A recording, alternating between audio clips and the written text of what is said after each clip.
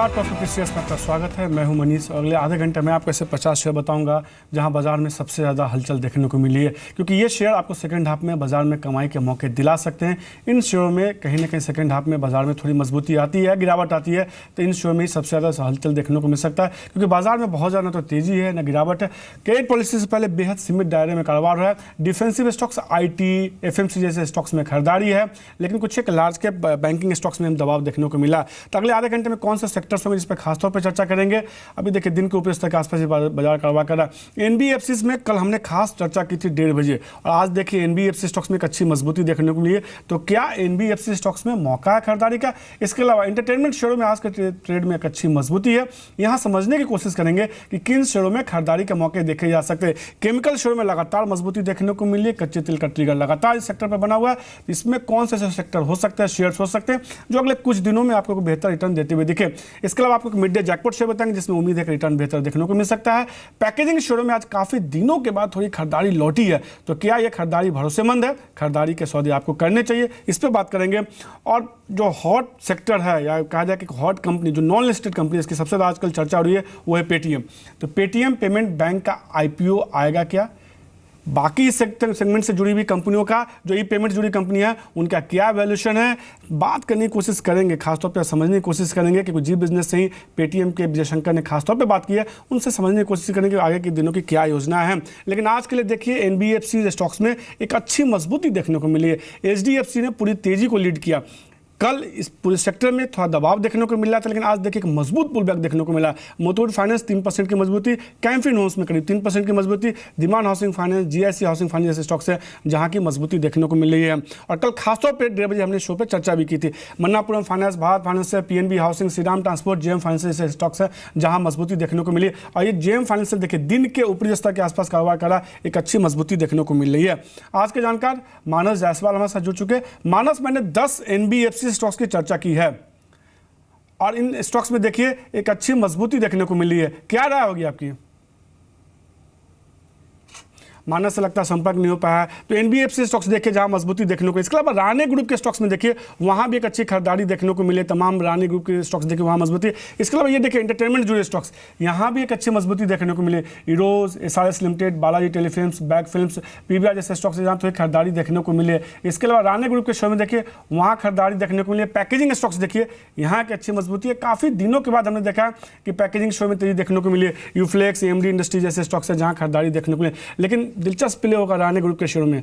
हमने देखा था एक 1.5 महीने पहले पूरे ग्रुप में बड़ी तेजी थी, फिर एक मुनाफा वसूली का दबाव, वापस से पूरे इस ग्रुप में अच्छे वॉल्यूम के साथ आज के ट्रेड में खरीदारी देखने को मिले। इन तमाम शेयरों का आप इंट्राडे चार्ट देखें, खासतौर पर रानी ग्रुप के शेयर का इंट्राडे चार्ट देखेंगे, तमाम ये शेयर दिन के ऊपरी स्तर के आसपास ही ट्रेड करें। सुंदरम ब्रेक देखिए वहां करीब 7.7% की मजबूती। ऑटो से स्टॉक्स है, हम देख रहे हैं बीते कई दिनों से लगातार ऑटो से स्टॉक्स में एक तेजी देखने को मिली है। Sundaram brake, Jamna auto, Talbros auto, पाप ऑटोमेटिक, एमटेक ऑटो जैसे स्टॉक्स है जहां पे आज के ट्रेड में मजबूती देखने को मिल रही है। तो ये कुछ एक ऐसी स्टॉक्स है जहां पे एक अच्छी मजबूती देखने को मिली। सुपरजीत इंजीनियरिंग देखिए, Autolite, Minda corp, GNL axles, Autoline industry जैसे स्टॉक्स है जहां खरीदारी देखने को मिले। इन तमाम स्टॉक्स पे थोड़ी देर में मानस से बात करेंगे, समझने की कोशिश करेंगे। लेकिन लगातार नोटबंदी के असर को हम जानने की कोशिश कर रहे हैं कॉर्पोरेट्स के जरिए। और आज हमारे साथ जो बात करने के लिए खास मेहमान जुड़े हैं, मनपसंद बेवरेज के CMD धीरेन्द्र सिंह जुड़े हैं। सर शुक्रिया जी बिजनेस को समय देने के लिए। पहला सवाल ये होगा कि कहीं ना कहीं अब नोटबंदी के जो 1 महीने से ज़्यादा का समय बीत चुका है, जो भी शॉर्ट टर्म में असर देखने को मिला वो अब माना जा रहा है कि धीरे धीरे खत्म होता हुआ दिख रहा है। ओवरऑल पूरे इस सेक्टर पर, जिस सेक्टर से आप जुड़े हुए बेवरेज सेक्टर, उस पर कितना ज़्यादा असर देखने को मिला है? मुझे कोई बहुत ज्यादा इसका प्रभाव नहीं दिखाई दिया, क्योंकि हमारा मेन तो है रूरल एरिया में ज्यादा फोकस रहता है। और रूरल एरिया में जो परचेजिंग होती है वो 5 रुपया, 10 रुपया, 20, 50, 100 तक होता है। तो मुझे नहीं लगता कि भाई बहुत ज्यादा कोई इसका इफेक्ट पड़ा मार्केट में। जैसा कि आपने कहा कि सर आप लोग की डिमांड का एक बड़ा हिस्सा जो है रूरल इलाकों से आता है, ग्रामीण इलाकों से देखने को मिलता है। हमने देखा था इस साल मानसून में बेहतर देखने को मिला, तो क्या ये मान के चले कि बहुत ज़्यादा असर देखने को नहीं मिला है, अब मानसून का ट्रिगर पॉजिटिव रहा है, तो आने वाले दिनों में कंपनी की एक बेहतर ग्रोथ देखने को मिल सकती है? और ये जो भी हुआ है ये भलाई के लिए हुआ है सबके जी। इसको हम लोग उस नजरिए से देखें कि ये एक टेम्परेरी प्रॉब्लम है। ये और कोई बहुत बड़ा प्रॉब्लम नहीं है कि जिसको लेकर के पूरा इकोनॉमी उलट जाएगी या कुछ ऐसा हो जाएगा। जी नहीं, इसके बारे में अफवाहें उड़ रही, उतनी सच्चाई नहीं है। जी सर, मेरा अगला सवाल यही होगा कि जैसा कि आपने कहा कि ग्रामीण इलाकों से ज़्यादातर कंपनी की डिमांड आती है, मानसून हमने देखा कि बेहतर रहा है, तो क्या ये मान के चले कि असर नोटबंदी का नहीं देखने को मिला, मानसून बेहतर, तो कंपनी के नंबर्स आने वाले दिनों में बेहतर देखने को मिलेंगे? एकदम 100%। किस तरह की हमारा ज्यादातर जो है वो रूरल मार्केट का फोकस प्रोडक्ट है, तो रूरल मार्केट में इकोनॉमी ठीक है और इसका बेहतर असर आगे मिलेगा अपने को। किस तरह की ग्रोथ की उम्मीद कर रहे हैं सर? ग्रोथ का हमारा जो एक रेशियो चल रहा है उसी हिसाब से हमारा ग्रोथ चल रहा है। लगभग हर साल हम 30-35% की ग्रोथ हमारा रहता है, वही रेशियो इस साल भी रहेगा। जी सर, आखिरी सवाल होगा, जिस तरह से कंपनी की योजना थी अगले 18 महीने में 4 प्लांट लगाने की, इस पे क्या अपडेट है?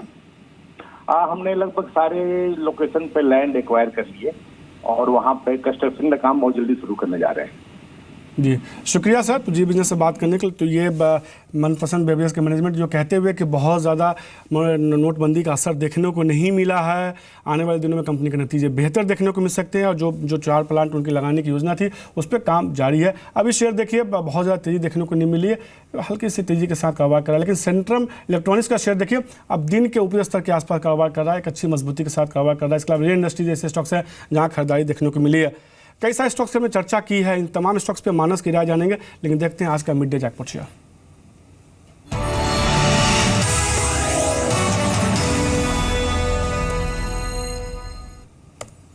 और आज का मिड डे जैकपॉट शेयर देखने से पहले कल देखिए गीतांजलि जेम्स की बात की गई थी, 62-63 के आसपास वही भी ट्रेड कर रहा है। कल जिस स्तर के आसपास बंद हुआ था, एक अच्छी मजबूती के साथ कमोबेश उसी के आसपास ट्रेड कर रहा है, बहुत ज़्यादा तेजी देखने को नहीं मिली थी। 68 रुपये का लक्ष्य के साथ खरीदारी करने की सलाह दी गई थी। अभी देखिए 62 साढ़े 62 के आसपास ट्रेड कर रहा है सुबह से। लेकिन आज का जो शेयर होगा बतौर मिड डे जैकपॉट शेयर, जिसमें कि मजबूती देखने को मिल सकती है, बैंको इंडस्ट्री, बैंको होगा जिसमें कि मजबूती देखने को मिल सकती है, बैंको प्रोडक्ट जिसमें कि कई सारे पॉजिटिव ट्रिगर है जिसके आधार पर खरीदारी करने की सलाह दी जा रही है। देखिए पूरे ऑटो से इस कंपनियों का परफॉर्मेंस देखिए बीते अगर एक हफ्तों में तो एक बहुत बड़ी रैली देखने को मिली, यानी कि शॉर्ट टर्म में पूरे सेक्टर में एक बड़ी गिरावट के बाद वापस से एक मजबूत खरीदारी का ट्रेंड देखने को मिला है। अब इस शेयर को चुनने की कुछ वजह हैं। इस कंपनी के दूसरी तिमाही के नतीजे देखिए, नतीजे अनुमान से बेहतर देखने को मिले हैं। प्रॉफिट में करीब 30% तक का ग्रोथ देखने को मिला अगर साल दर साल बात करेंगे, और मार्जिन में देखिए वहां भी करीब 1% से ज्यादा का ग्रोथ देखने को मिला, यानी कि फंडामेंटल्स प्रॉफिट फ्रंट पे देखिए कंपनी का परफॉर्मेंस बेहतर देखने को मिला है। कंपनी के ब्याज लागत में करीब 57% तक की गिरावट देखने को मिली है, यानी कि नतीजों के फ्रंट पे कंपनी का परफॉर्मेंस बेहतर देखने को मिला। और जिस सेगमेंट में ऑटो इंडस्ट्री सेगमेंट में, उस सेगमेंट में लगातार एक डिमांड बनी हुई है जिसका फायदा इन कंपनियों को सीधे तौर पे होता है। अब इस कंपनी के साथ देखिए टेक्निकली क्या एक बड़ा ट्रिगर जिसके आधार पर लगता है शेयर में मजबूती देखने को मिल सकती है। बीते 7 दिनों से लगातार शेयर में हल्की खरीदारी का ट्रेंड है। जब बाजार में गिरावट का ट्रेंड था, इस शेयर में लगातार एक खरीदारी का ट्रेंड था, और वीकली चार्ट पे 3 हफ्तों से लगातार इस शेयर में एक पॉजिटिव कैंडल बना है, जो इस बात का संकेत है कि शेयर में एक बड़ी रैली देखने को मिल सकती है। लगातार शेयर ने वीकली चार्ट पे 50 वीमा पर सपोर्ट लिया, और वहां से बाजार की पूरी गिरावट में इस शेयर में गिरावट देखने को नहीं मिली, क्योंकि नतीजे बेहतर कंपनी के देखने को मिले हैं। जो इस शेयर का टारगेट निकल के आता है, शॉर्ट टर्म टारगेट जो निकल के आता है, वो 215-214 के आसपास का निकलता है। 189 के आसपास आपको इसमें स्टॉप लॉस लगाना है। चूंकि लोअर लेवल से शेयर ऊपर आ चुका है, तो अपने खरीद भाव से 2 से 2.5% नीचे का आप स्टॉप लॉस लगा के चल सकते हैं। मानस, शुरुआत इसी स्टॉक से करते हैं, क्या राय होगी आपकी?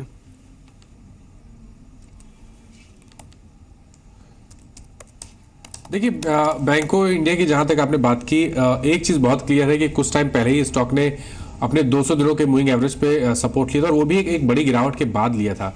उसके बाद जिस तरह की रिकवरी देखने को मिली है वो काफी पॉजिटिव है। 2 हफ्ते पहले ही अगर आप वीकली चार्ट देखेंगे तो वहां पर एक क्लियर हैमर पैटर्न बना था, और मैं अभी भी समझता हूँ कि स्टॉक में पोटेंशियल करीब 215-220 तक का है।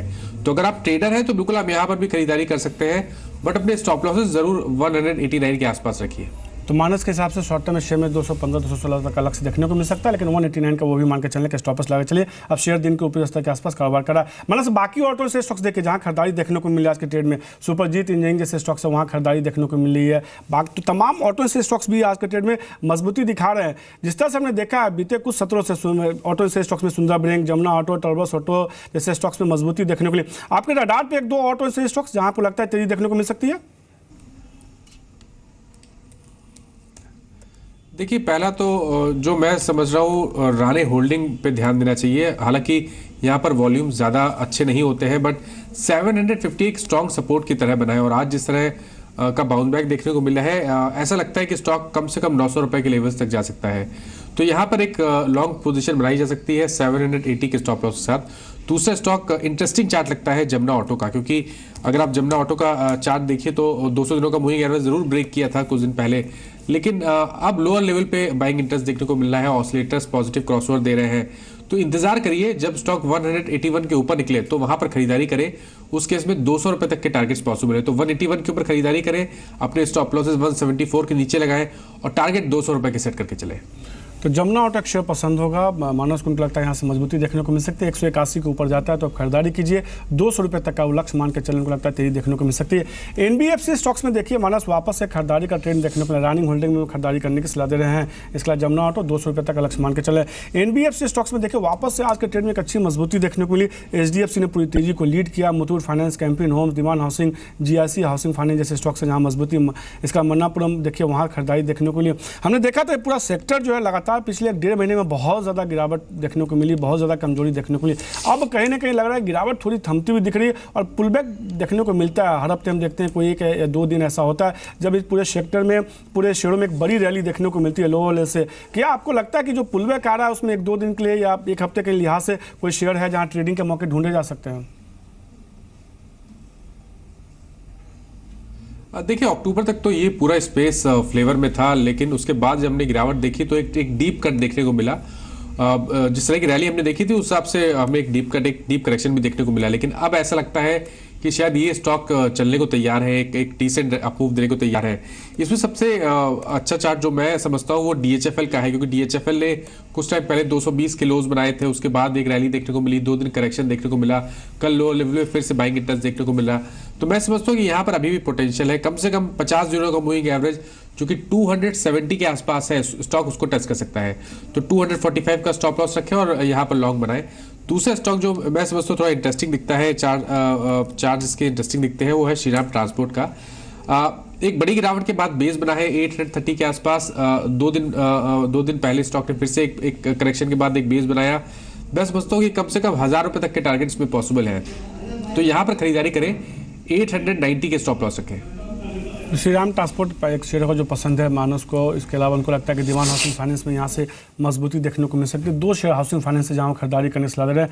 दीवान हाउसिंग फाइनेंस में लगता है 270 रुपये तक अलग से देखने को मिल सकता है, 245 का स्टॉपर्स लगाने की सलाह दे रहे हैं। यानी रिस्क रिवार्ड रेशियो देखिए काफ़ी उन्होंने फेवरेबल दिया। इसके अलावा श्रीराम ट्रांसपोर्ट उनको लगता है 1000 रुपये तक अलग से देखने को मिल सकता है, 890 रुपये का, लेकिन आपको इसमें स्टॉपर्स लगाना होगा। तो अभी तक हमने कई सारे स्टॉक्स की चर्चा की है, हमने अलग अलग मैनेजमेंट से बात की, मनपसंद बेवरेज के। इसके अलावा एनबीएफसी, ऑटो इंडस्ट्री जैसे स्टॉक्स पर हमने चर्चा की।